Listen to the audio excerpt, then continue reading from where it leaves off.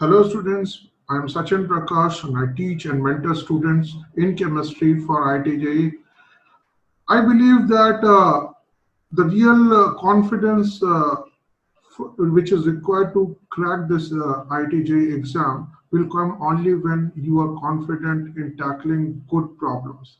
And that clarity and understanding of concepts will only develop when you are really comfortable in handling these problems. So this video contains the paper discussion which I have conducted in my uh, classes online. Okay, and a lot of good doubts are there which I have discussed here. It will be helping you people in understanding, developing an understanding in how to approach and tackle good problems. Okay, and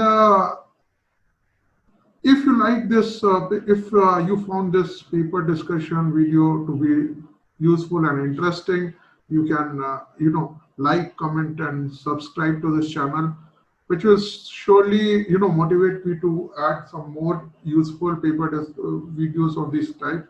Okay, because ultimately it's this is just an effort, honest effort, small honest effort from my side to help the student, uh, help my students as well as other students also in their ITJ preparation. So let us begin with this paper discussion. Okay. Okay, good morning, students. Today we are going to discuss AFT 11 paper 1. Okay, so uh, this is the paper which is in front of you. Okay, so it is based on the 2017 paper 1, and initial questions are like multi-correct, and then you have integer type questions, and then you have 3 by 3 matrix match, which is quite interesting this time. Okay, so we'll have a good discussion on this today. Okay, so this is the whole paper in front of you. And let us start the paper discussion. Question number 19 and 20. Any doubts? So 19th में option A and C. Yeah. Pairing of electrons is not a necessary condition. Pairing of electrons during molecular formation of molecule by combining atoms is not a necessary conditions, unlike valence bond theory. So you see, if you are having valence electrons, okay, generally, if valence bond theory suggests that if two electrons which are valence electrons are, you know, involved in bonding, then they will be in a paired configuration. But you see, molecular orbital theory basically says that if you are having some molecule like O2, O2 is having like two unpaired electrons in its valence orbital. Are you getting a point? Yes or no? Yes, sir. It is not a very necessary condition there. Okay. See, if a pairing of electron is necessary, then you cannot have fractional bond orders. Are you getting a point? Yes, sir. But in molecular orbital theory, you have fractional bond orders also. That is why. Are you getting a point? So after A, D is also a doubt. C also. C also. Okay, and B is also a doubt then. Why B is not a doubt then? Because B, C, and D are based on the same principle actually. See, basically, if your molecular orbital is of lower energy,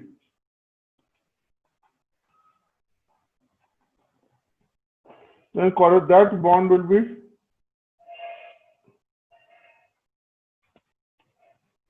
stronger. Now, if you look at N2 configuration, if you remember, then you first get pi 2px, pi 2py, and then you get sigma 2pz. Are you getting my point? Yes or no? So you see this in N2, all these are filled. Are you getting a point? Yes or no? Yes, sir. So you see the sigma 2pz is representing a sigma bond, where electrons in pi2px and pi2py are representing the pi bonds. So you see in this case pi bond is of lower energy, so they are more stable. So they are more stronger. Are you getting a point? Yes or no? Yes, sir. Similarly, if you are looking at Li2 configuration, so if I'm looking at Li2 configuration, then after sigma 1s and sigma star 1s, these are the inertial electrons. Next, when it comes to sigma 2s, in sigma 2s you are having 2 electrons. That is the configuration of Li2. Okay. And when you're talking about B2, B2 is having sigma 1s2, sigma star 1s2, then sigma 2s2. Okay. And then after that, you are also having sigma star 2s2. After that, you are having pi. Okay. 2px, pi 2py.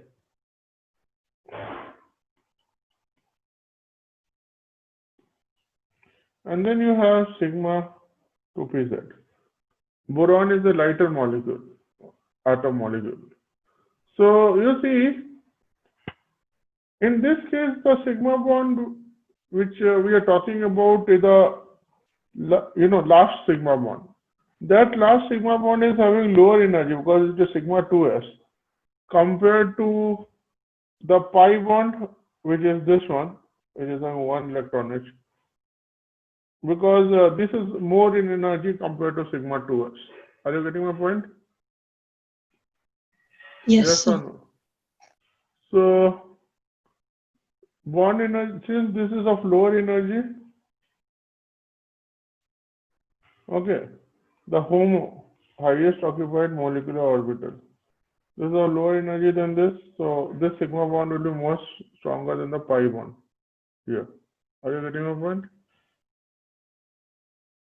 Yes or no? Option C is wrong, sir.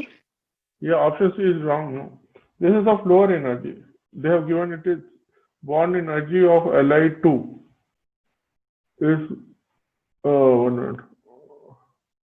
Bond energy of Li2 is bond order of Li2 and V2 is both 1, and with a sigma bond in Li2 and a pi bond in V2.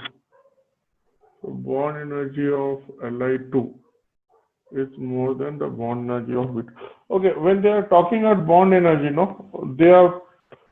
have to take into account the bond order of the entire this thing.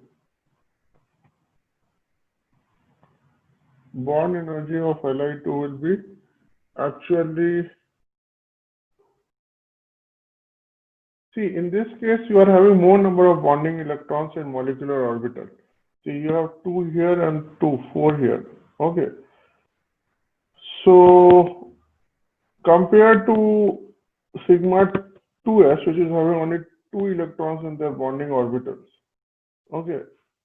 In this case, they are not talking about the energy of the orbitals or, strength of a pi or sigma bond. They are talking about the total bond energy.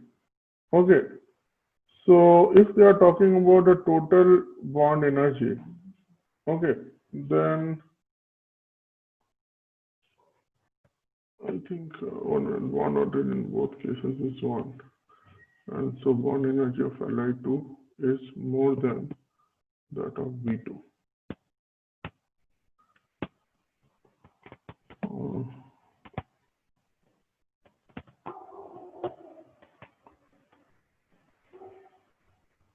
Bond energy of Li2 will be sigma 2s2 only. Okay. bond energy of pi bond.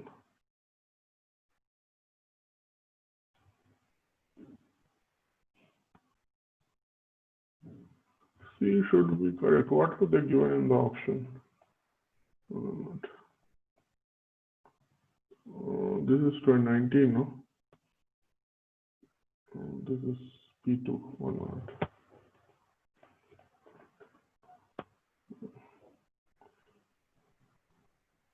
So boron atom is, okay, they have gone into the site, effective nuclear charge also.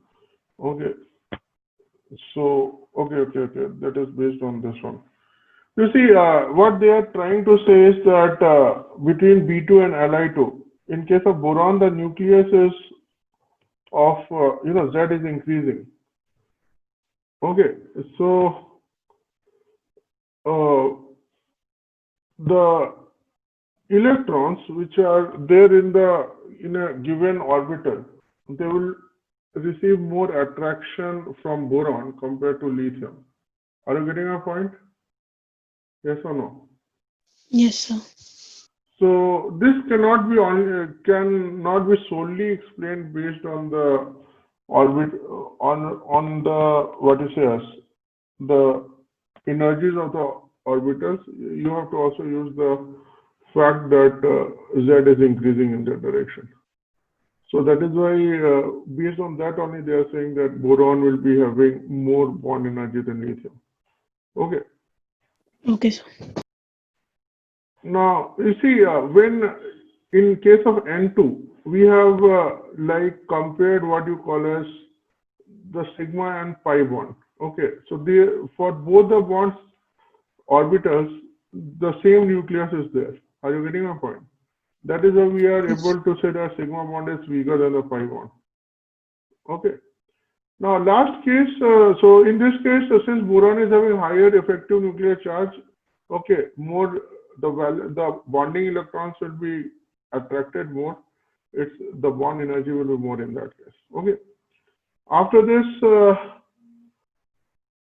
both H2 and Li2 have one sigma bond each, but the sigma bond in H2 is stronger than sigma bond in Li2. Now, in this case, the reason primarily is because you see, this is representing sigma 1s. Okay, while the sigma bond in Li2 is representing a sigma 2s orbital. So, sigma 1s orbital is more nearer to the nucleus. It will be, having lower energy. What is this? Lower energy. So, it will be more stable and more stronger. Are you getting a point? See, in this case, in the previous case of Li2, B2, you have both the sigma and pi electrons. They are in the n is equal to 2 energy shell. Are you getting my point? But here we are talking about one is 1s and another is 2s. Getting my point? So within the same energy shell, this Z factor will come into account. Are you getting my point? But 1s molecular orbitals will always be of lower energy than 2s. Getting a point? Yes or no? So in case of option C also, can we say that the sigma bond of Li2 is stronger than pi bond of B2? Sigma bond of Li2 is stronger than pi bond of B2. No, it will be less stronger, no? See, in case of boron, Z is like 5. Okay, and both are representing the second molecular orbital only. Are you getting my point? Yeah, okay, sir, I understood. So that is why. Here one is 1s and another is 2s. So the orbits are also changing. So our electrons in lower orbital will be more attracted towards nucleus. So their energies will be significantly lower. And that lower energy is, because a lot of energy is released in the form of bond energy during the formation. So the bonds will be stronger for sigma 1s compared to sigma 2s of Li2. Okay. Okay, sir. After this, so this is question number 19. After that, 20.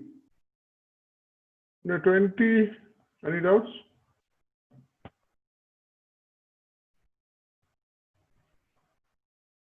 See, SF4 is a sp3d hybridization. It's a non-uniform hybridization. So it always wants to gain a uniform hybridization, either by gaining, some bonds or, by losing some bonds. So in this case, if it acts as a fluoride donor, it gets SF3 plus, which is sp3 hybridization, which is uniform. Are you getting my point? That is why it is acting as a fluoride donor. Getting my point, yes or no? Yes, sir. Okay. So after this, question number 21 is done. 21 is a doubt? Yes. 21 should be a doubt. Explain, sir. Yeah, 1 minute. So 21 is a concept which is actually, bit out of course. Okay. But I will still try to explain it a bit. Okay. So you see, basically you're having Cr3 plus and Mn3 plus. When you're writing the configurations, it is T2G111, EG00, and you have T2G111, EG1,0. Okay. Now you see, we define a something called symmetric and unsymmetric distribution of electron. So symmetric distribution of electron when each electron is symmetrically distributed, means no electron is having a special position. Like in this case, you see, if you put this exchange any two electrons, okay, the whole configuration remains the same. Okay, all orbitals are having one electron each. But suppose you are writing like the T2G111 and EG1,0. This EG consists of actually two orbitals. Okay, EG is your axial orbital, dx square minus y square and dz square. So if electron is here, then dz square is vacant, and if the electron is in dz square, dx square minus y square is vacant. Are you getting my point? So here we have got what we call as choice of filling the orbitals. Yes or no? Because these two orbitals are of different orientation. One is along xy and another is along z direction. So whenever you have an asymmetric distribution, okay, of electrons in the d orbital, then the ion undergoes what we call as Jahn-Taylor distortion, okay, along the z-axis. So what happens is that this results in either compression. Okay, so suppose I am having, suppose I am having this type of thing. So if I say that this is my xy plane and z is my vertical direction, this is my z-axis. Then the ligands, the metal ligand bond along the z-axis either undergoes compression or elongation. Means this bond length either increases or decreases depending on whether the electron is in dx square minus y square or dz square. Are you getting my point? Yes or no? See, if the electron is in dz square, then the ligand which is along the d orbital will receive more, what you say, as repulsion. Are you getting my point? Because ligand is also having electrons. Getting my point, yes or no? Yes, sir. So if it is getting more repulsion, the bonds will be stretched. Are you getting my point? Or Yes, sir. elongated. Similarly, if the electron is in dx square minus y square, the vertical bonds will get compressed because there is no repulsion to the ligand lone pair from the orbitals which are oriented along z-axis. Okay? Yes or no? Yes, sir. So in this case, so this results in either elongation of the axial bonds or compression of the axial bonds. Okay, there are only two cases. Okay, so this is your Jahn-Taylor distortion. Now you see, when you're talking about the distribution of electron, it also depends on the weak field and strong field ligand. For example, if you are having a D4 configuration, then it will be always, what you say as unsymmetrical, whether you are having a weak field ligand or a strong field ligand. In case of strong field ligand also, you'll have an electron extra in the T2G orbital only. This can be in 3 of the T2G orbitals. Okay. But, and Cr3 plus will always be symmetrical configuration, because you see, all the orbitals are equally filled with electrons. Okay. So, you see, since the Mn3 plus is an F symmetric configuration, okay, then you see, basically in MnF3 what will happen? That the F minus ions will be surrounding all the metal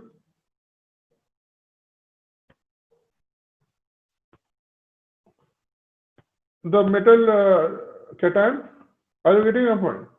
So if there is a distortion, then all MnF bond lengths won't be equal. Are you getting a point? Yes or no? Yes, sir. Okay. Yes, sir. So that is why all MnF distances are not equal, because of JT distortion, we call it. Okay. Jahn-Taylor distortion is not there in the syllabus. Okay. But, sometimes they would put these type of questions. In case of CRF3, there is no Jahn-Taylor distortion. So all bond lengths are similar. Okay. Now, difference in the calculated energies and measured lattice and hydration energies are more in CRF3 compared to MnF3. And that is due to the crystal field stabilization energy. Okay. You see, when you are talking about CFSE calculation, for Mn3 plus, the CFSE stabilization is only 0.6 delta naught. This you can calculate 3 into number of electrons in T2G into minus 0.4 plus number of electrons in EG into 0 plus 0.6 delta naught. You remember this formula? Yes, sir. So you see, CFSE will be the only reason why the calculated and the measured lattice energies will be, will be differing for the same charge of the cation. You see, both Cr3 plus and Mn3 plus will be having same charge. Okay. So in case of Mn3 plus, the crystal field stabilization energy is less.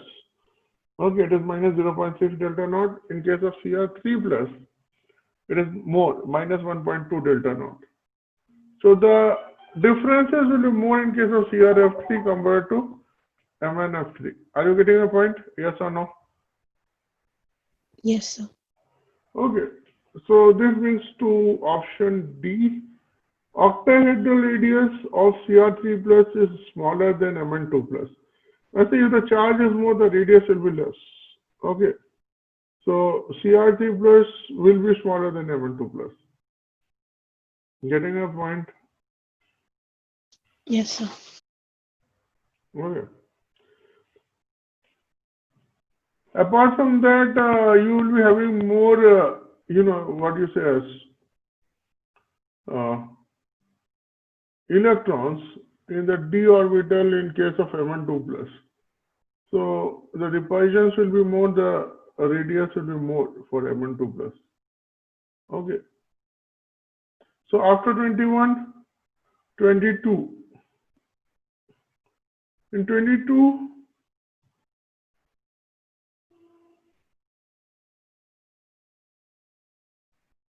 option A is not correct actually.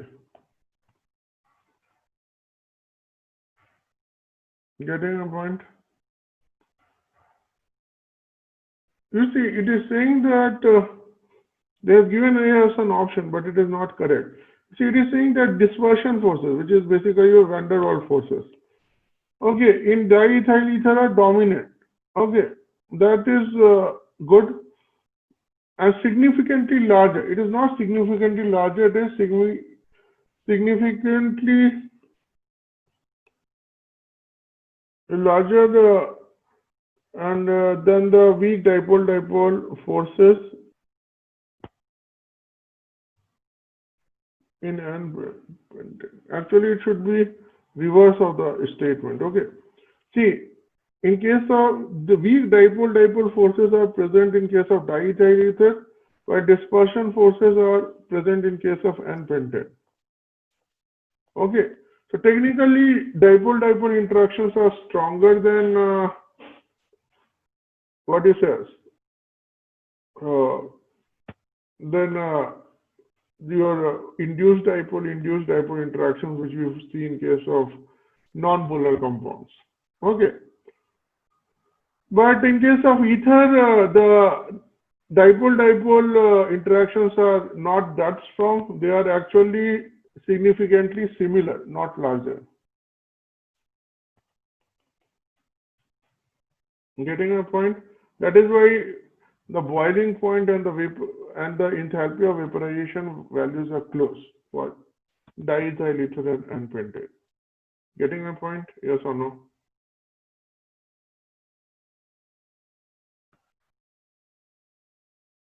Yes, no.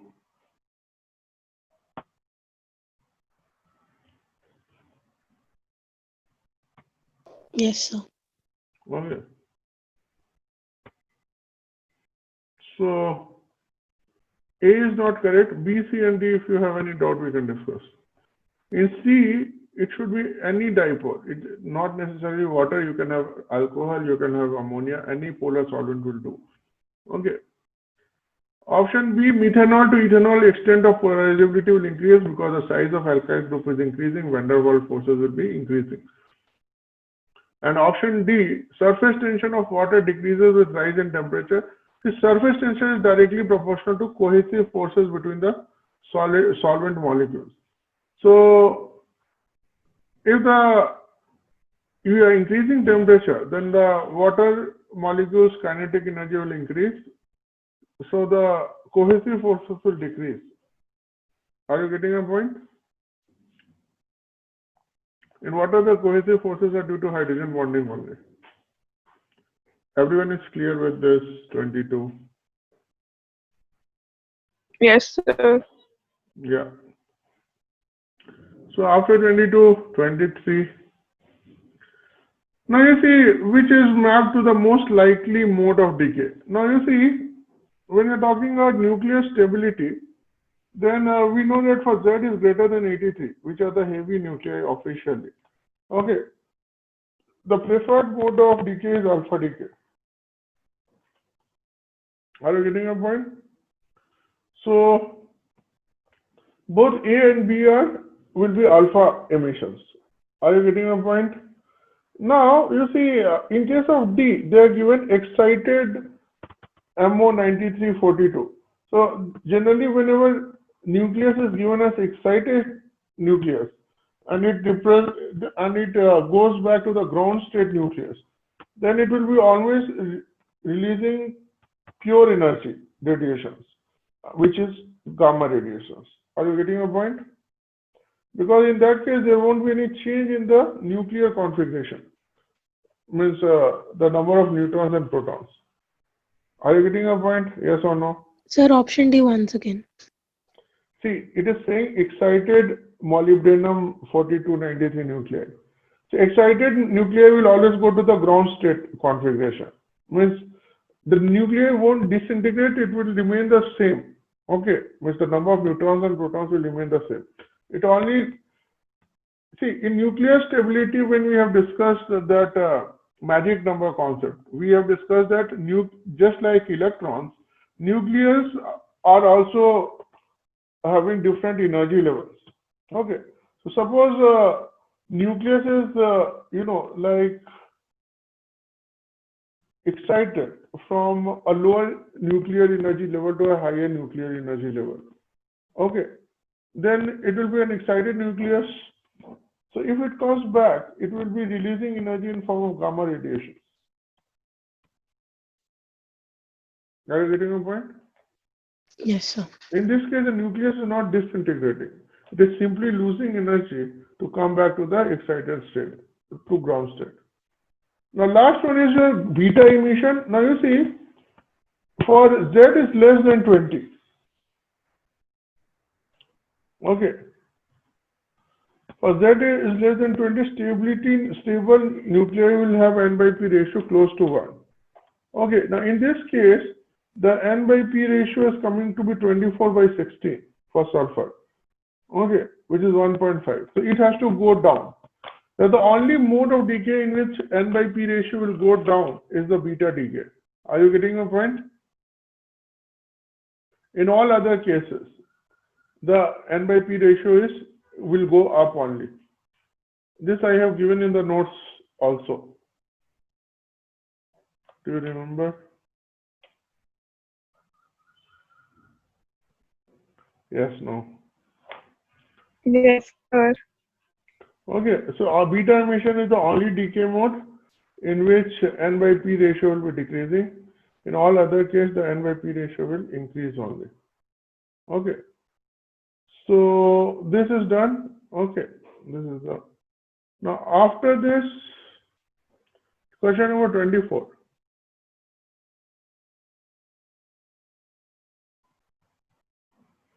See, it is a pentapeptide. It consists of 5 amino acid units. Okay, 4 glycine and 1 alanine. Okay.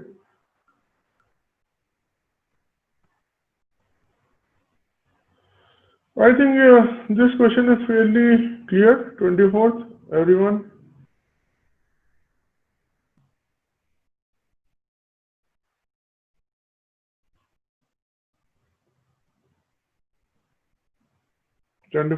Is clear. Yes, no. Yes, sir. Okay. 25th is a doubt.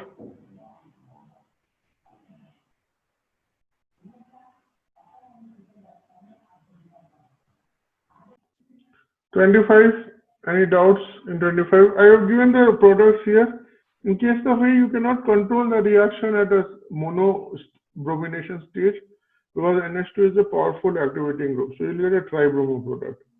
Now, if you want to actually put a monobromo product, then actually you have to use what you call as a group which will reduce the activating nature of NH2. So for this we are doing acetylation. After that this becomes moderately active group because the lone pair is cross conjugated in this case. So now bromine will go at para and then you do hydrolysis to get NH2 and Br. So B is the only correct option. I mean, B is the only way of actually preparing p-bromoaniline. So they're asking not useful, so A, C, and D. C and D, you have any doubts? I've given the reaction, so you can look into it. Is it clear? Yes or no? Yes, sir. Okay. So after, so in case of D, the most important point is that since 1 degree amines are very basic, you cannot do Br2 and FeBr3 for it because the catalyst will react with the lone pair of nitrogen. Okay. So after this, question number 26, 27, and 28.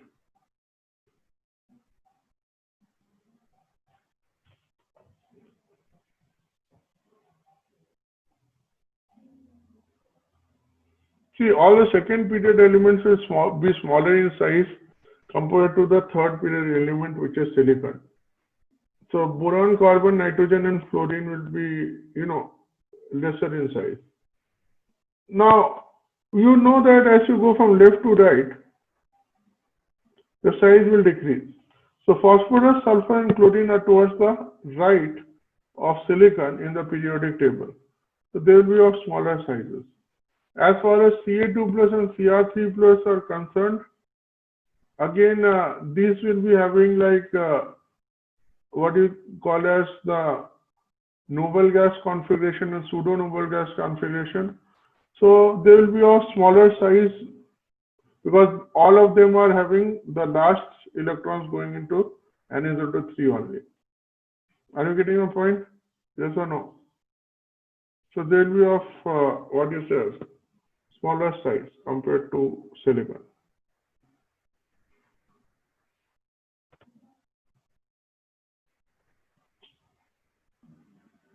Is this clear to all of you? So the only answer, one which is bigger than silicon, is gallium because it is coming before the silicon. Is this clear to all of you? Yes or no? Yes, sir. Question number 27. They're asking which can act as oxidizing as well as reducing agent. So all, for an element to, or a atom to act as an oxidizing as well as reducing agent, it should be in an intermediate oxidation state, means neither the highest nor the lowest. So PbO2 cannot be answered because Pb is in its highest oxidation state, which is +4. H2O cannot be the answer because oxygen is in its lowest oxidation state, which is -2. Rest will be the answer. Are you getting a point? Yes or no?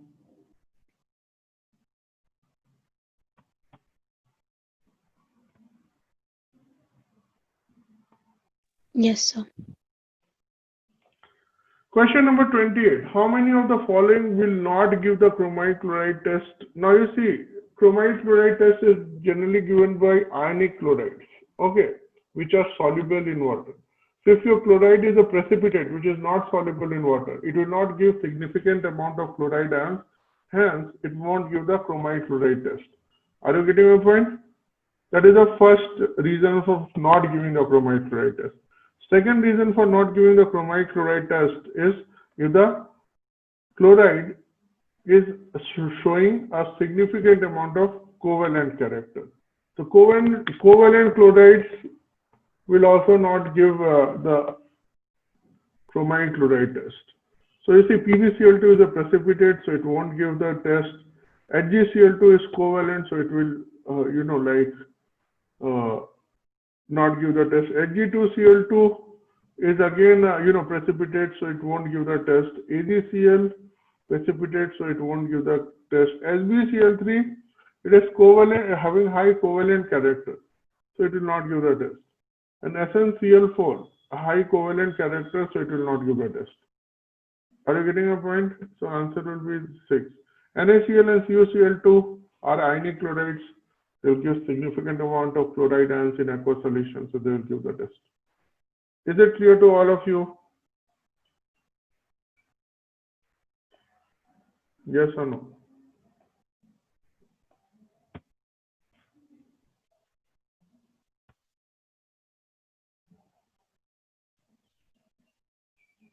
Yes, no. So we need to just remember all those which form precipitates. Means that should be known to you because you have gone through like the salt analysis. We have discussed a lot of precipitates there, so that should be known to you. Yes. Okay. Okay. This is a bit fact-based thing, but see, the principles are these three only. Okay. Now 29. Osmotic pressure of toluene under different concentration of polystyrene is studied at 300 Kelvin. Okay. And to determine the molecular mass of the polymer. It was observed that a pi will be like 1.2 into 10 - 4 C plus 2.4 into 10 - 5 C square, where osmotic pressure is measured in atmosphere. And C is in gram per liter. This is the important information. And R is 0.082. So what is the, molar mass obtained is like A into 10 power B. We have to find the value of A plus B in integer form. See, we know that pi is equal to C dash into RT, where C dash is the molar concentration. Why I am using C dash and not C? Because they have already used C as gram per liter. Okay. But you know that pi is equal to, molarity into R into T. This we have discussed. Okay. So so C dash is basically based on my molar concentration. So you see, C dash is basically N by V. 1 minute.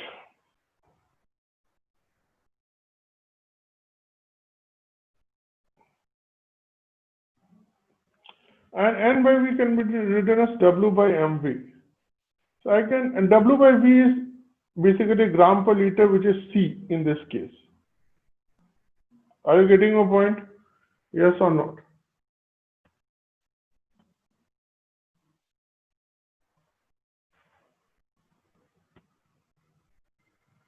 Yes, no, something. Yes, sir. Okay. So if that is the case, I can say that C dash, which is my molar concentration, is equal to given unit, which is C by MW. Can I write it like this?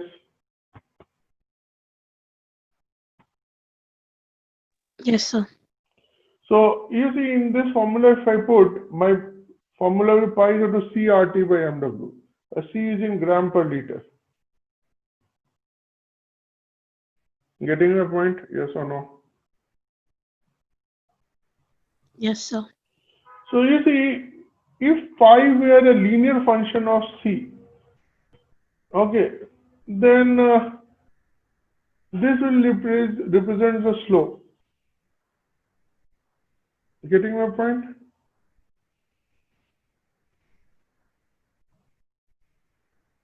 Yes, no. Yes, sir. So this and this should be similar, because here also this is the coefficient of the first power of C.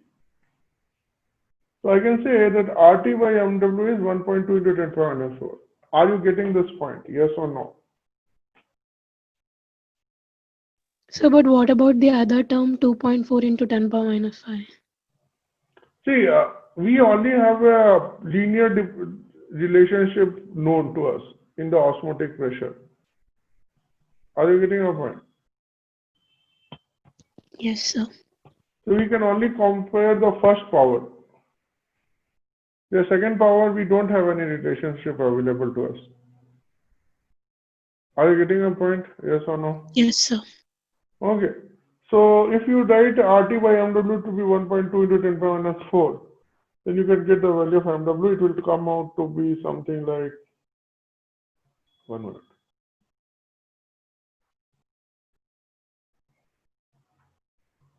It will come out to be something like 2.05 into 10 power 5. Why is it this happening? 1 minute. Let me just extend it.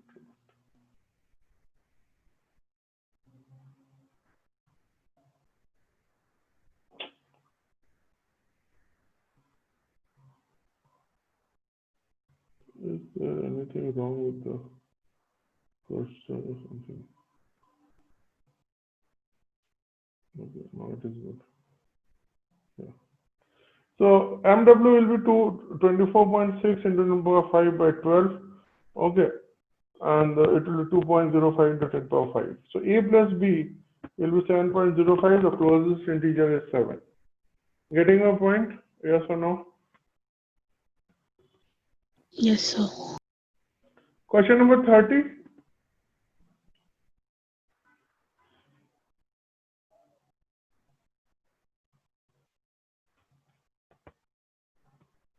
Any doubts?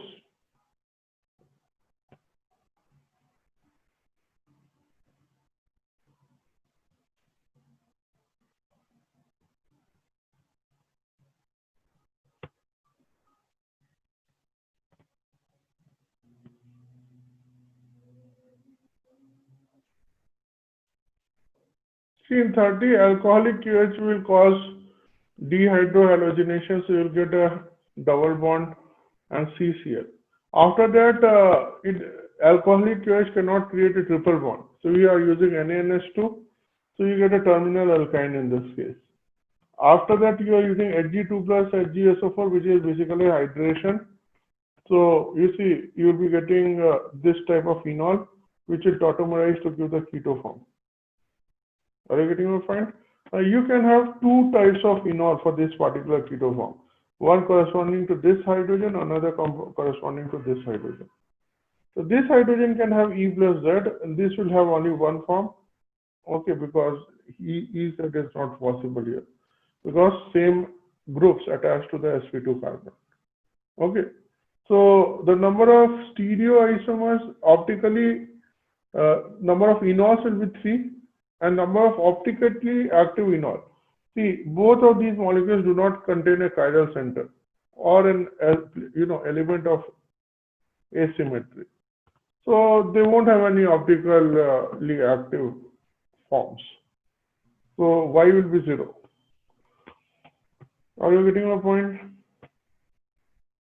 Yes, sir. Okay, so this concludes question number 30. This brings us to question number 31, 2, and 3.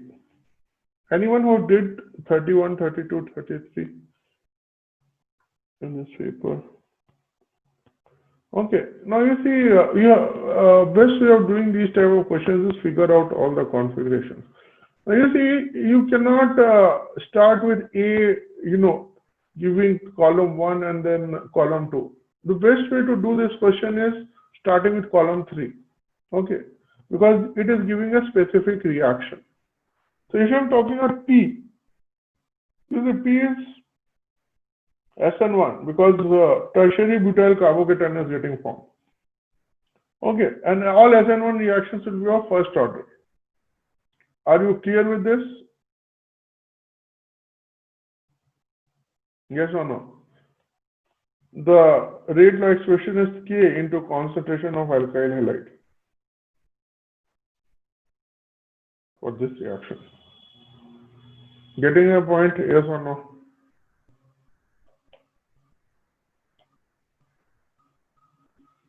See, all SN1 reactions are first order, SN2 reactions are second order. Okay, because you'll have both alkyl halide as well as the attacking nucleophile in the rate determining step. Getting a point? So then why did he mention polar aprotic solvent, sir? See, polar aprotic solvents will basically, will stabilize only cation, it will not stabilize anion. So the rate of SN1 as well as rate of SN2, both are faster in polar aprotic solvent. Okay, sir. Okay. So P will be SN1 reaction, so it will be representing a first order reaction. Q, decomposition of N2O on hot platinum surface. Catalytic decompositions will be zero order reactions. This I have given in the notes also. Okay. In presence of catalyst, it will be zero order. In absence of catalyst, it will be first order. So option 4 is the first order decomposition. Means option S. Okay. And hydrolysis of acetamide is a second order reaction. See, basically OH minus will attack here and you'll be getting this, and then the leaving of NH2 will be a slow step. So the rate will be directly proportional to the concentration of this, which in turn is directly proportional to concentration of this and OH minus. Are you getting a point? So this reaction will be first ordered with respect to amide as well as OH minus. So overall it will be a second order reaction. Are you getting these 4 points? Yes or no? Yes, sir. Once you get this, then you can just, once you have written the orders, we have to focus on the other 2 columns. Now you see, in each option of column 3, you will be looking at column 1 and then you will be looking at column 2.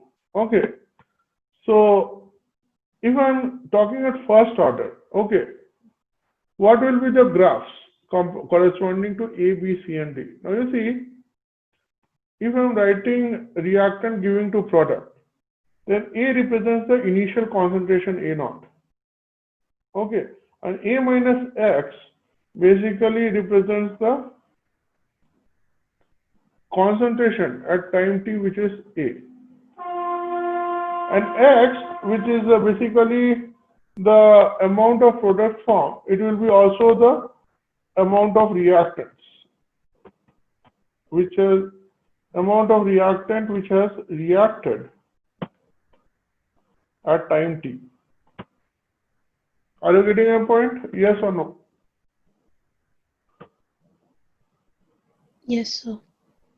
Okay.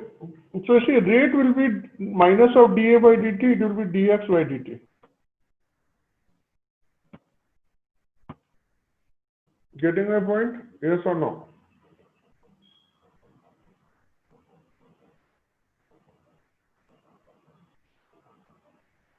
Clear? Yes, Not sir. clear.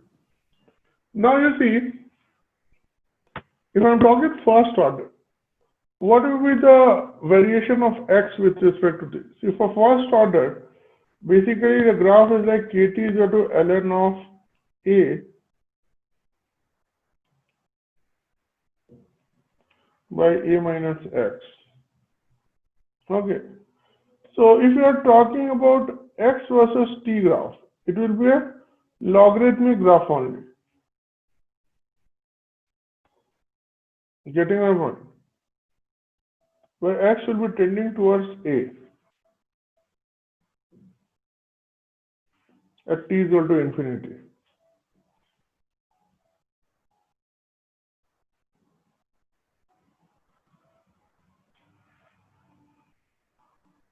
See, you can write it as a minus x is equal to a e to the power minus kt, or x is equal to a minus a e to the power minus kt.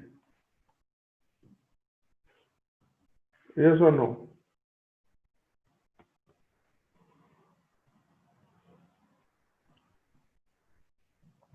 Yes, sir. So the graph will come something like that. I think you people are better in graphs, you know, which you must have learned in mathematics. So this is the graph of x versus t if it is following this function. Now if we are talking b, b is basically a naught e to the power minus kt. This graph will be an exponentially decreasing function, but it will be starting with some y-intercept. Okay. Now, when you're talking C, T half will be directly proportional, will be independent of concentration, initial concentration for the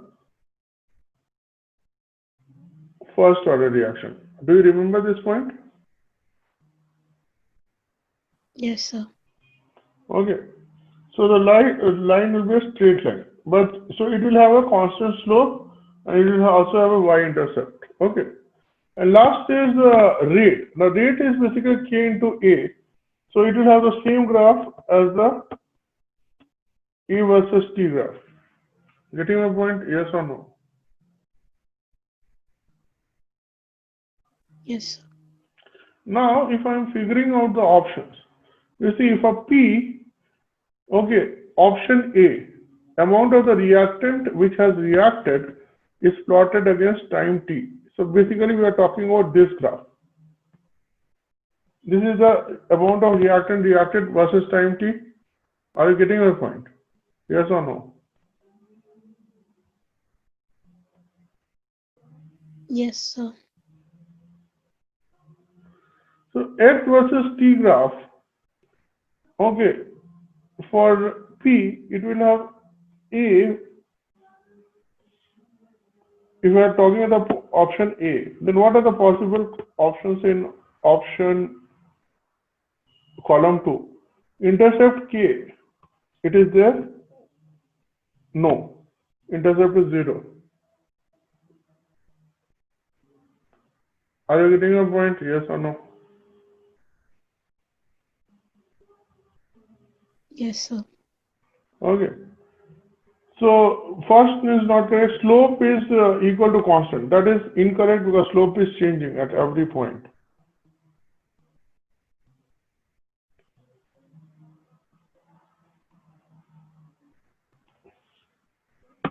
Getting a point? Yes or no? Yes, sir. Third is graph is a straight line. It is also not correct.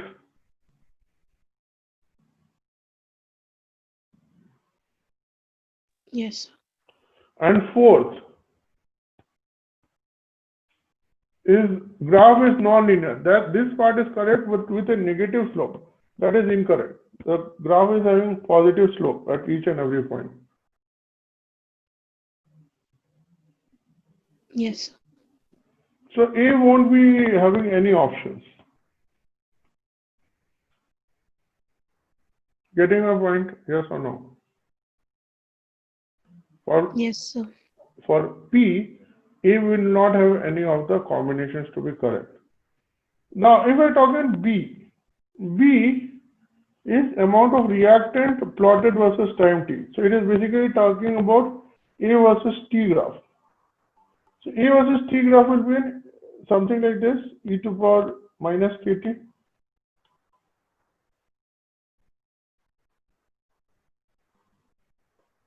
Are you getting a point?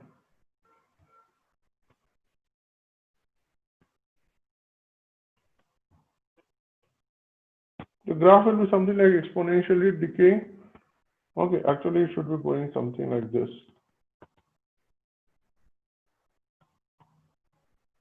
Sorry.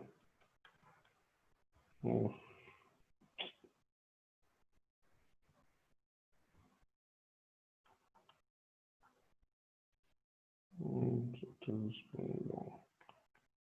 Something like this.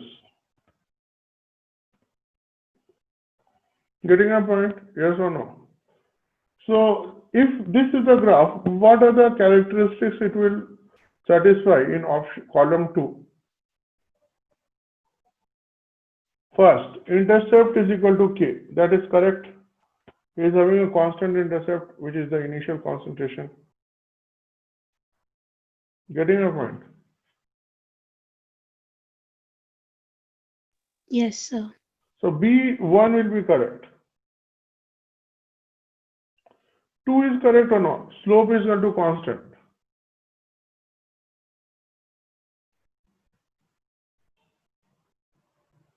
Is the slope constant? No, sir. The slope is changing at each and every point. Okay. So option 2 is not correct. Okay. Then we are talking about option 3. Graph is a straight line. That is incorrect.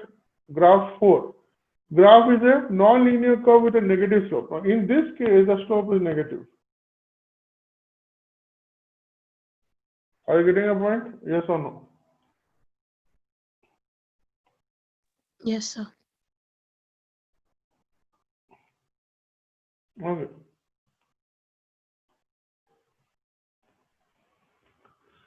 Next is option C. A half-life of a reaction plotted against initial concentration. So T half versus initial concentration. It is a straight line with a zero slope.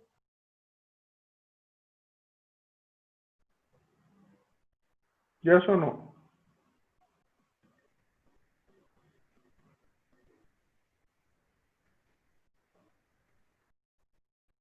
Yes, sir. So intercept is equal to K, constant will be correct. So B for C, 1 is correct. Yes or no?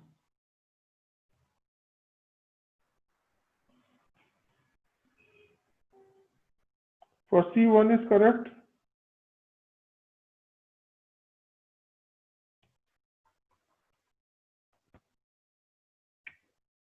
It is having some intercept, no, y intercept, non-zero y intercept. C is correct only. Yes, sir. Then if we're talking slope, slope will be 0 in this case. Okay. So if slope is 0, then option 2 won't be correct. See, we are generally saying that, it should be non-zero constant value. So option 2 won't be correct here. Slope 0 is constant only, no, sir. Slope 0 is constant, but you see, then you can take it. Okay. Okay, let us take it.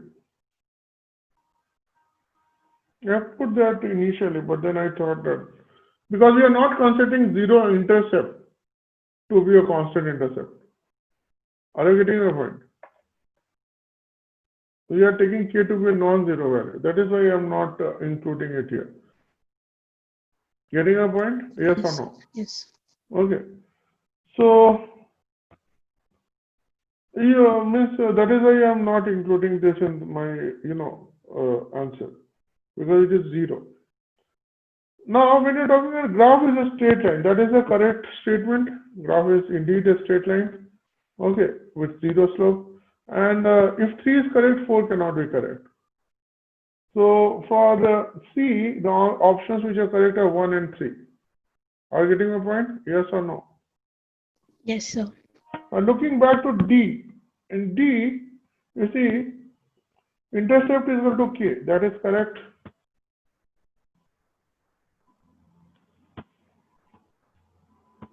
Yes or no? Yes. So 1 is correct. Slope is constant. Is incorrect. Slope is changing at each and every point. Yes or no?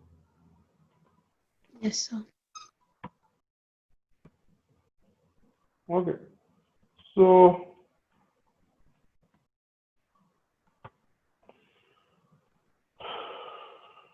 okay. After this, graph is a straight line is incorrect.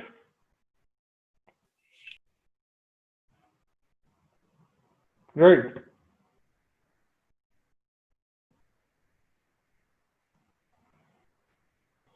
It's a curved graph. So third is incorrect. And fourth, the graph is non-linear with a negative slope. That is correct. You see, the graph of rate will be same as the graph of A. Why? Because the rate is K into A only. So the nature of the graph will be same only. Are you getting a point? For D, only option 1 and 4 are correct. Getting a point? Yes or no?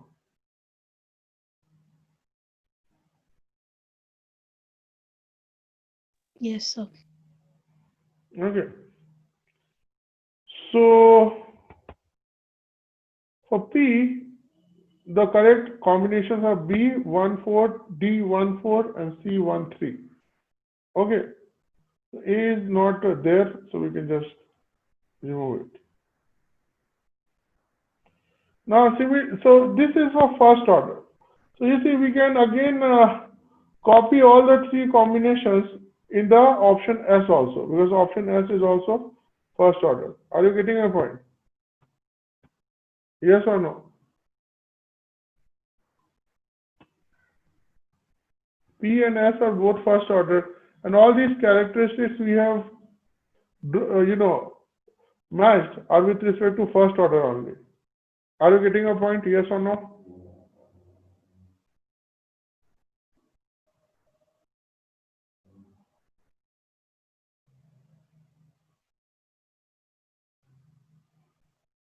Yes, sir. Okay, so S will also have the same options as P. So it will be BDC and a 41, 41, and 13. Okay. Now, when you're talking about Q is a 0 order reaction. So again, we have to figure out the options. You see, so for corresponding to Q, which is a 0 order reaction, you are having, so you see, this first order was true for P as well as S. Okay. A 0 order is for Q. Now you see, for 0 order reaction, okay, if reactant is going to product A and A minus X, X0 and X. X is the reacted amount. So you see in this case, A is equal to basically A naught minus KT. Okay. So X and X will be equal, so A is basically A minus X and this is actually equal to A. So X will be equal to KT. Are you getting a point? Yes or no? Yes, sir. So the graph will be a straight line. This you are getting? Passing Yes. through the origin. Second case, A versus T. That would be a straight line with a negative slope. This equation.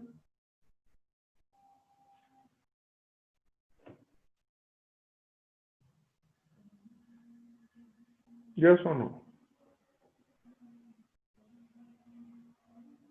Yes. Option C, T half as a function of initial concentration. Now T half will be A naught by 2K. So this will be again a straight line passing through origin. Yes or no?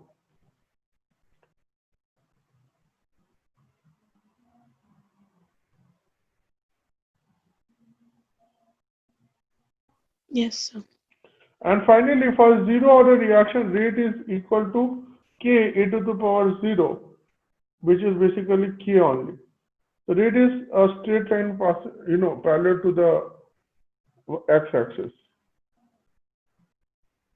Getting a point? It is a constant value throughout the reaction. Getting a point? Yes or no?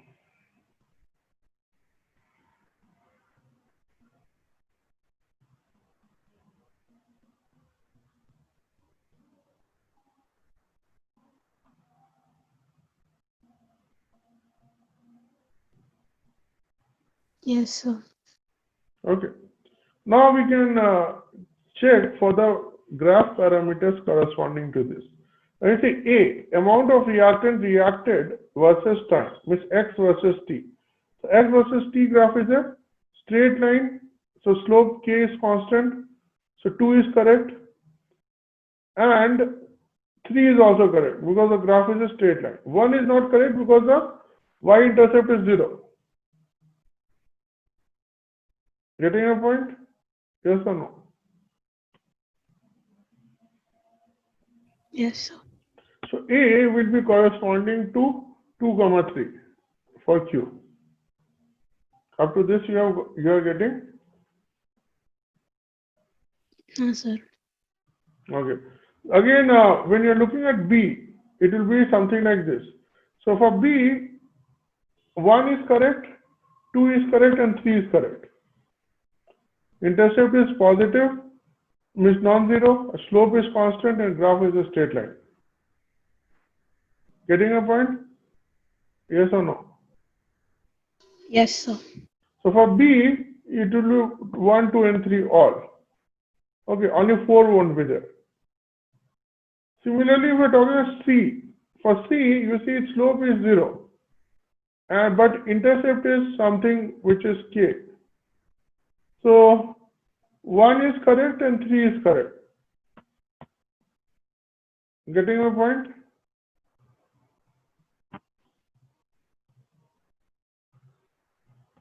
Sorry. Yes. No. It is, we are seeing different one. C is here. Okay, we are talking zero order. We are looking at first order actually. So C, you see T half versus A naught. It is something like this. So intercept K is 0 here. So 1 cannot be the option. There is no intercept in this case. But 2 and 3 are correct for C. Are you getting a point? Yes or no?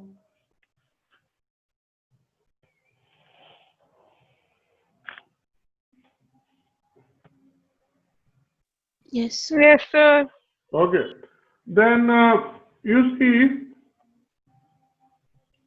option D, rate of reaction plotted against time t.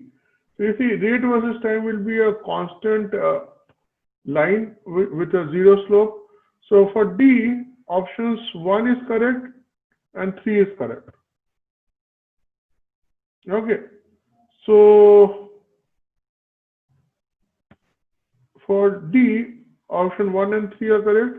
2 won't be correct because you see it is having 0 slope. Okay, so we are not considering 0 cases. So once this is done,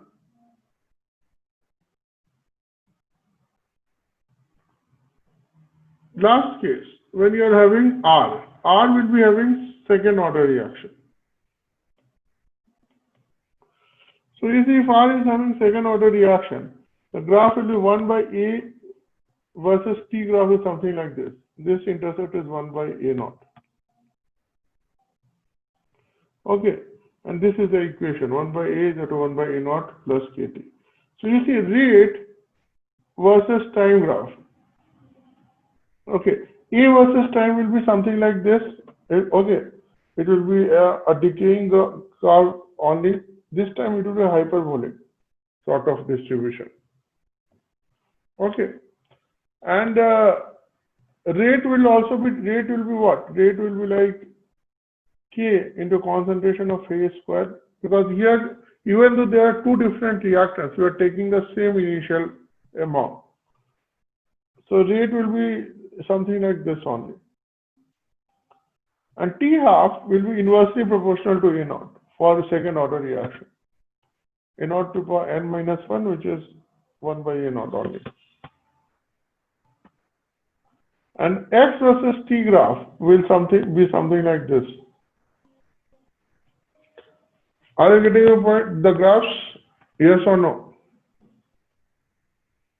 Yes, sir. Okay. So if you are getting the graphs, then let us match column 1 versus column 2. Now you see A, amount of reactant reacted versus T, means X versus T graph. So X, there is no intercept, so 1 cannot be correct. Slope is not constant, so 2 cannot be correct, 3 cannot be correct. Answer should be 4 only. So A will be only corresponding to 4. Okay, for R. Next, we are talking about B, amount of the reactant. Sir, it does not have negative slope, no? 1 minute. A is corresponding to 4. Okay. So it is amount of the reactant which is reacted versus time. Yeah, it is not having negative slope. That you are correct. Okay. Yeah, that you are correct. So for A, there will be no combination here. Getting a point? Yes or no? Yes, sir. Okay. Then when you're talking B, C, and D, okay, B is the amount of reactant plotted against time. It will be something similar to the, first order, but it is actually a part of a hyperbolic curve. Are you getting a point? So it will be going down like this only. So again, it is a non-linear graph with a negative slope. For C, 4 is correct and 1 is correct because it is having an intercept also here, A naught. Getting a point? So for C, 1, 4 is correct. Yes, no? Yes, sir. Okay. So C, 1, 4 and 1 both are correct. Okay. So, sorry. For B, 1 and 4 are correct. For C, when you're talking about C, we are talking about what do you say as half-life. Now you see half-life versus initial concentration will be a hyperbolic curve.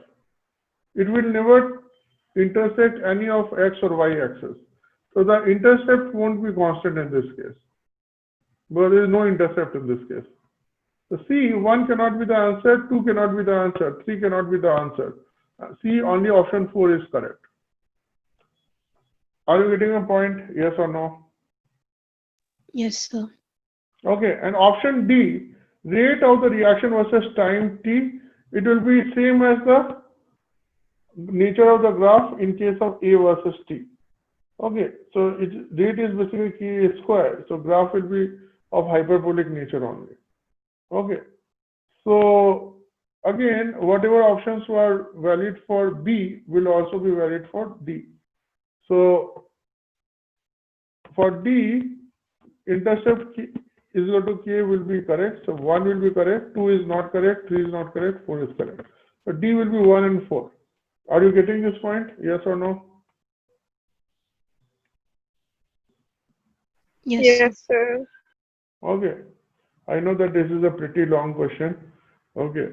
But then, see, I can't say no to the discussion even if you don't like it or something like that.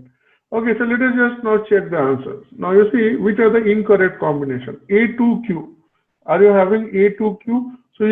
So basically it is Q2A. So QA and 2. This is correct.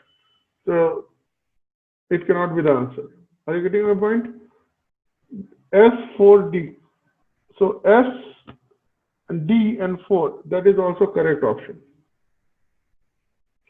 B, P4B or PB4. So PB4 is also correct. So none of the options are incorrect. Are you getting a point?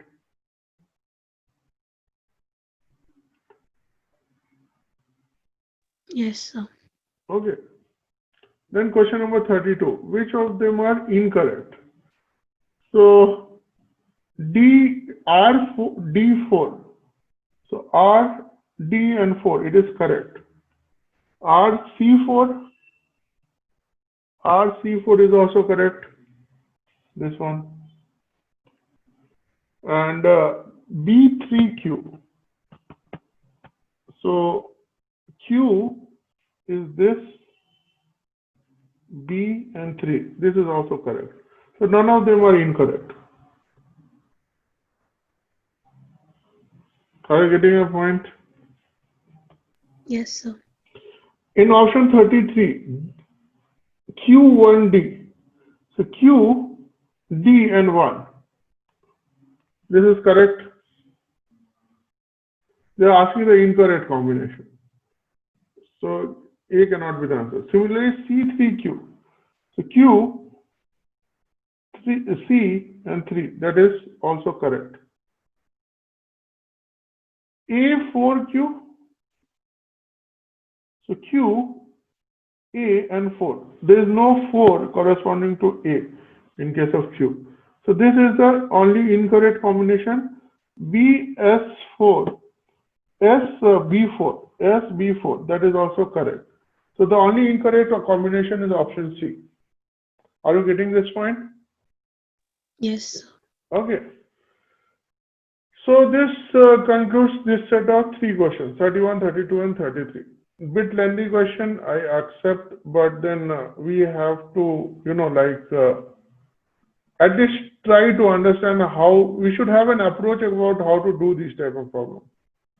Are you getting a point? Yes or no? Yes, sir. These questions will require a lot of patience. For you people, I will suggest that you can skip these questions and focus on others. Okay, if you have time left, then only you should try these questions. But trying these questions will involve figuring out all the possible combinations. Okay, then only you can do the, so all the effort is in generating these correct combinations. Once you've generated the combinations, you can just check. Okay. Next is 34, 35, 36. Again 3 by 3. Okay. Let us look into it.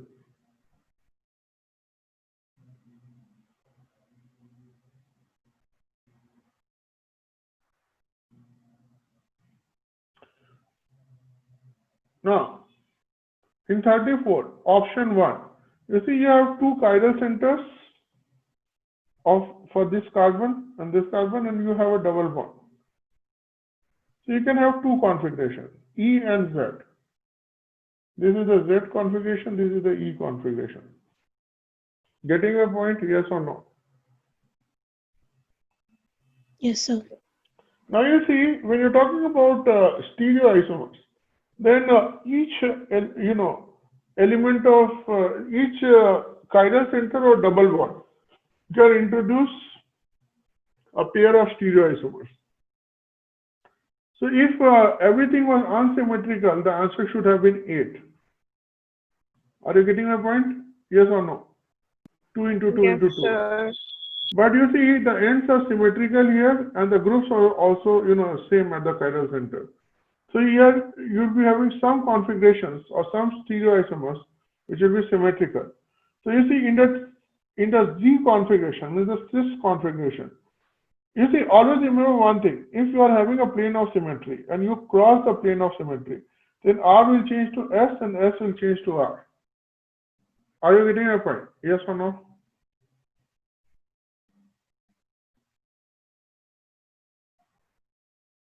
Are you everyone clear with this point? Yes, sir. So you see, if R is going to, so if I am saying I'm not drawing the configurations of R and S, I will simply take this plane of symmetry, and I will. If I am saying that this carbon is R and this carbon is S, then you are going from R to S when you are crossing this plane of symmetry. All other groups are same. Getting my point? Yes or no? Yes, sir. So you see, all RS and SR combinations will be meso.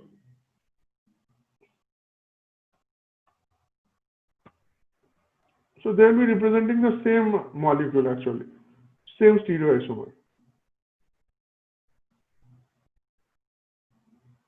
Getting my point? Yes or no?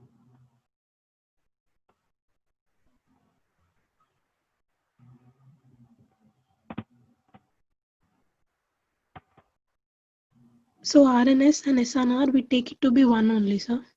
Because both represent the same stereoisomer. See, Okay, in sir. case of meso, if I am saying that this is a meso, so the object and mirror image both are identical molecules. If you rotate it by 180 degrees, you will get this configuration. Getting a point? Yes, sir. So RS and S are they are mirror images of each other only, but they will be representing the same identical stereoisomer. So they will be counted as one only. Getting my point? Yes, sir. So RR and SS, they will be representing optically active stereoisomers, so 2 stereoisomers here. Okay? And similarly, if you are having an E configuration, again you are having RS and SR will represent a meso. In this case, we will be taking this plane of symmetry. So again, if it is R and it is S,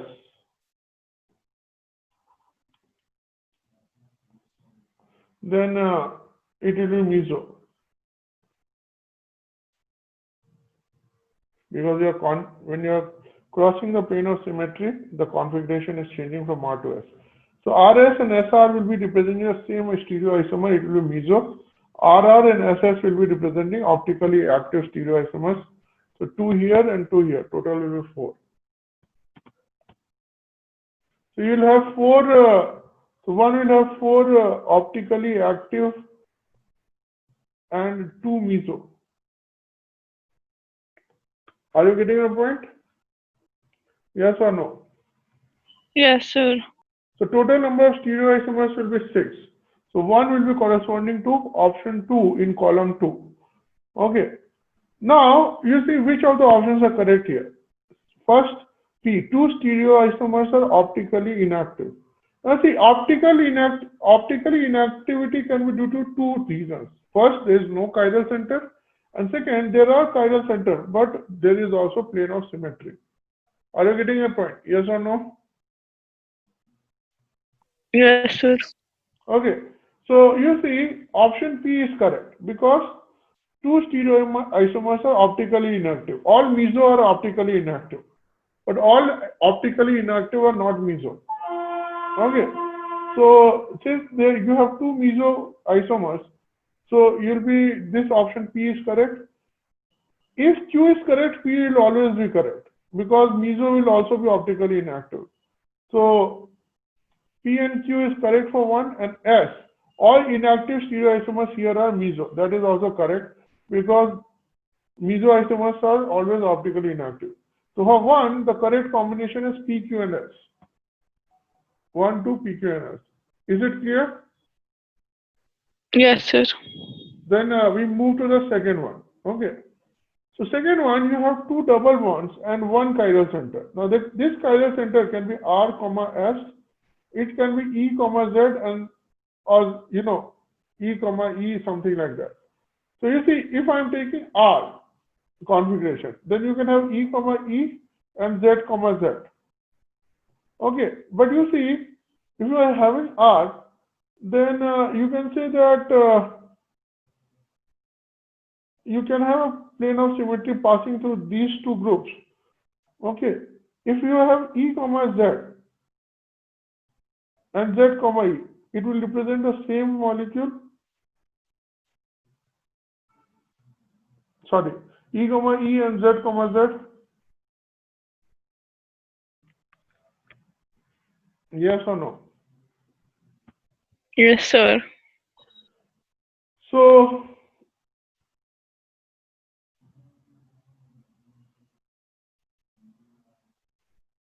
these 2 will be achiral. Similarly, S, E, and Z, Z. It will also represent the same achiral stereoisomer. In this case, it will be achiral. Why? Because the groups are same. If they are of same E or Z orientation. Getting my point? Yes or no? Yes, sir. Okay. So here it is not meso. It is achiral. Okay. If R is EZ or ZE, it will be representing 1 combination. And you see, if you are taking REZ, then it's what do you say? Mirror image will be S, E, Z.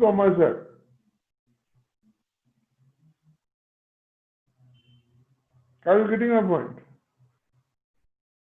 So once again, See, if you are having R, E, Z, its mirror image will be S, E, Z.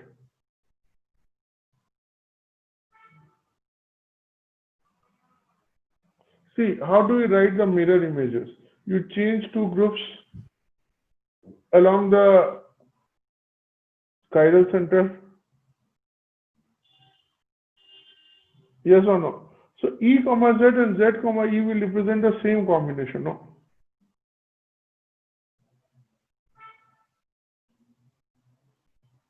yes, sir. Similar, so for R, E, Z and Z, E will represent the same configuration. And for S also, E, Z and Z, E will be representing the same configuration. Okay, whether you write E here or Z here. Okay, something like that.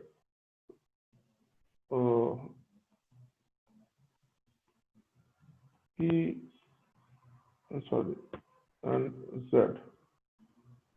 Or either you write Z here or E here. It will mean the same because molecule is symmetrical from both ends. I am simply flipping this molecule by 180 degrees. Are you getting a point?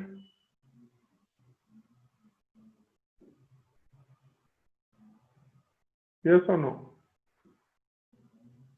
They are different, no, sir. How?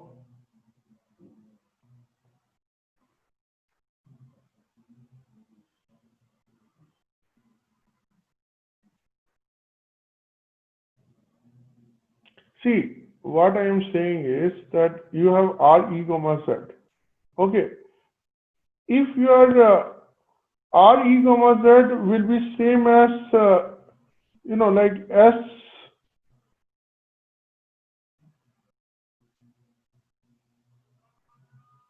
1 minute. R, E, Z and R, Z, E. Both will be representing the same configuration. Yeah, okay, sir, I understood. Okay, whether you write E here, Z here, or Z here, or E here, it is the same configuration. Similarly, in the case of S, also E comma Z and Z comma E will represent the same configuration. So they will be representing one stereoisomers each. So here you are having total 2 optically active stereoisomers plus 2 achiral stereoisomers. So total is 4 only.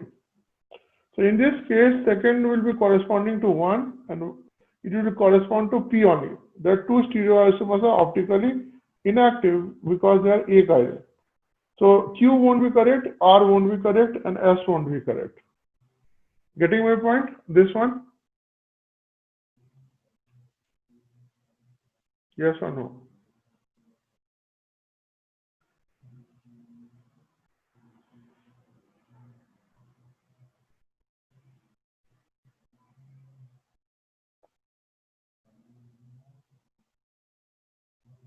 Everyone is clear?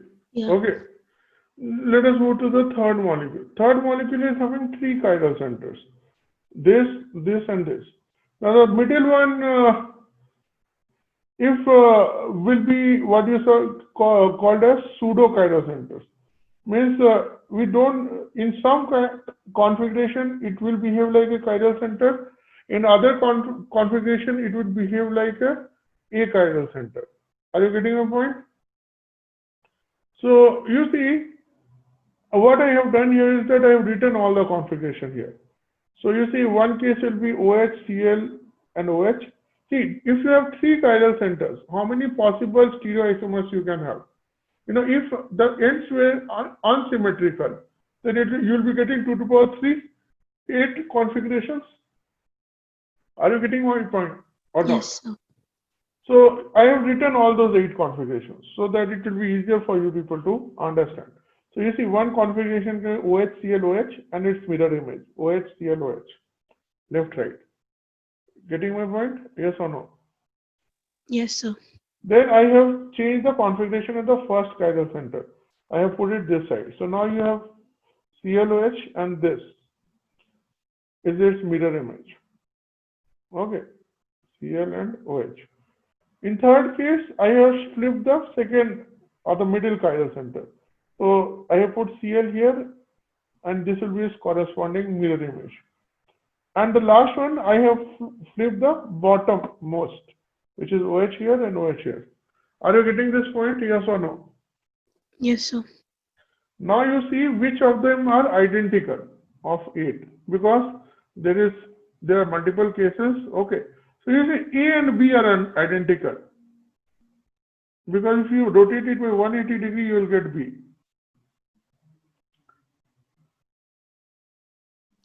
Sir, I have a doubt, sir. Yeah. Like we have D and L, no? D plus L will also be identical, no? So it's just rotating, no? D plus? Like for example, we have D and L, no? Huh. Those both are also identical, no? So we just rotate one by 90 degrees, to get L. No, 90-degree rotation in Fisher projection won't give you the identical molecule. 180-degree rotation will give.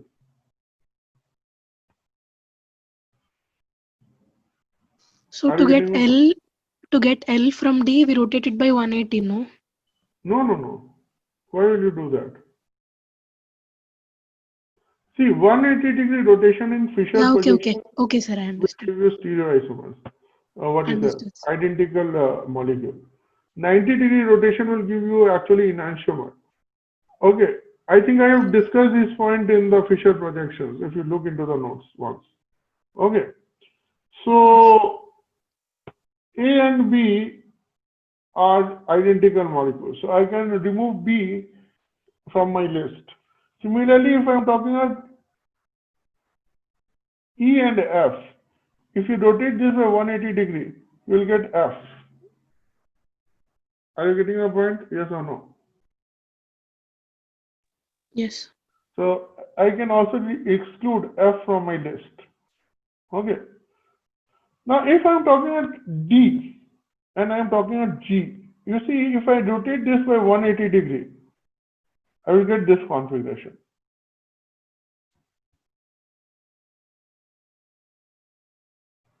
OH is coming here, You see, this OH is coming here. This OH is coming. This OH is coming here. Are you getting a point?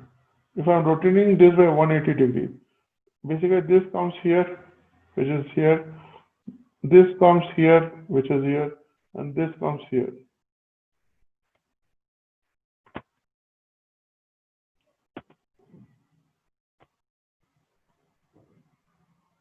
Sir, we will get C, no? That is why, that is what I'm saying. No, D and G are identical. Getting a point?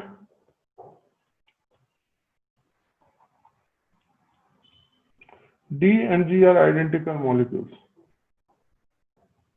Yes, no? Is it clear?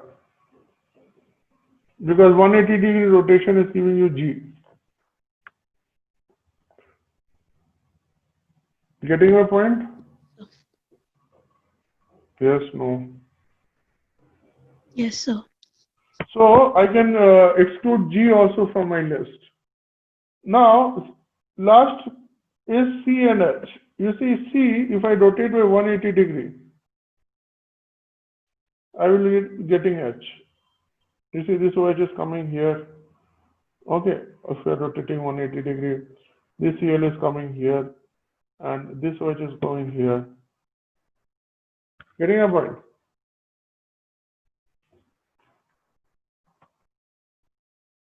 Yes, no? So why are we comparing D and G? We can compare D and C and G and H, no? No, so D and C are mirror images, no? And they are non-superimposable mirror image. There is no plane of symmetry.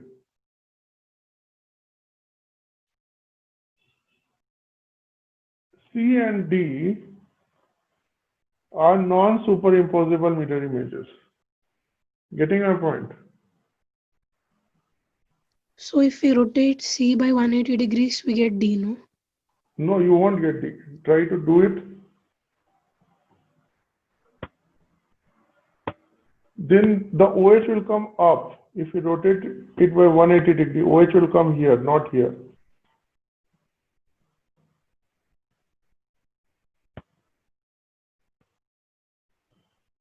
Focus on this OH. You are rotating it by 180 degree. It should come here now.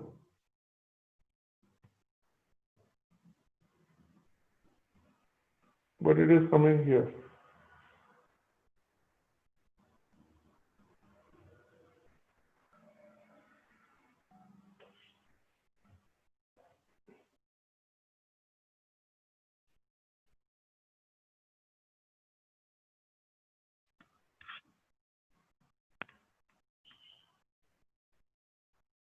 Are you getting a point? Yes or no?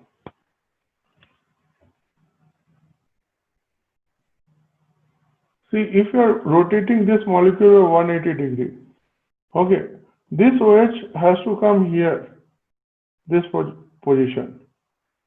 But it is not coming on this position, it is coming at this position. Or you can also talk about this OH. This OH should come at this position if you are rotating it by 180 degree. But it is coming at Okay, this position. sir, yeah. Okay. Understood. So C and D are what you say are enantiomers. While A and E, you see they are having plane of symmetry. So they are meso. They have chiral centers, but they are optically inactive because of POS. Are you getting a point? Yes or no? Yes, sir. So you see, in this case, I can say the third is having 4 stereoisomers. So 1 is correct. And corresponding to 1, it is having 2 stereoisomers which are optically inactive because they are meso. So P is correct, Q is correct, and S is correct. Are you getting a point? Yes. So this option is also correct. And if you talk about option 4, now option 4, instead of Cl, we are using OH. So the same logic you can work out the same logic for option 4 also. Are you getting a point? So again, you'll get 2 D plus L and 2 meso. Okay, sir. So again, for 4 also, the correct combination will be 1 P, Q, and S. So you see, if I'm writing all the 4 options, you see, what are the 4 options? 1, 2, P, Q, S. Okay. 1, 2, P, Q, S. Second is what? Second is 3. Sorry, this is not second. What is the second one? Second is 2, 1, P. Okay. Third is 1 PQS. And fourth is also 1 PQS. So these are the correct options. Now we can figure out the correct combination. First, which of them is the correct combination? 1, 1P, not correct. 2, 2Q, not correct. 3, 1S, correct. And 4, 3R, incorrect. Select the incorrect combination. 1, 2S is correct combination. 2, 1Q is incorrect combination. 3, 1Q. 3, 1Q. It is correct combination. 3, 1P is also correct combination. Are you getting this? 34 and 35. Yes, sir. And 36. Okay. Compound 1 shows both geometrical and optical isomerism. So compound 1 shows geometrical as well as optical isomerism. So A is correct statement. Compound 2 shows only geometrical isomerism. That is incorrect. It shows geometrical as well as optical. So both B and C are incorrect. Option D, compound 4 does not show stereoisomerism. That is totally incorrect. Shows meso as well as D plus L. Are you getting my point? Yes or no?